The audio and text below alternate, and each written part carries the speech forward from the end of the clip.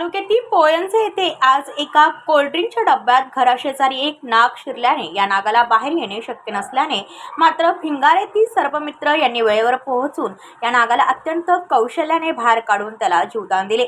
सविस्तर वृत्त असे की आज सकाळी मयूर मुंडे यांना त्यांच्या घराशेजारी फेरफटका मारत असताना कोल्ड्रिंकच्या डब्यात सापाचा डोका दिसल्याने त्यांनी तातडीने याची माहिती सर्व मित्रांना दिली। माहिती मिळताच सर्पमित्र प्रतीक शेंद्रे यांनी आपले सहकारी अक्षय लबडे यांच्यासह घटनास्थळी दाखल झाले।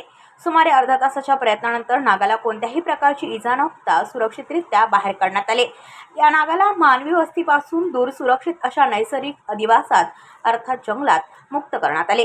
साप हे शेतकऱ्यांचे मित्र आहेत, त्यांना मारू नका असे आपण यावेळी सर्व मित्रांनी केले।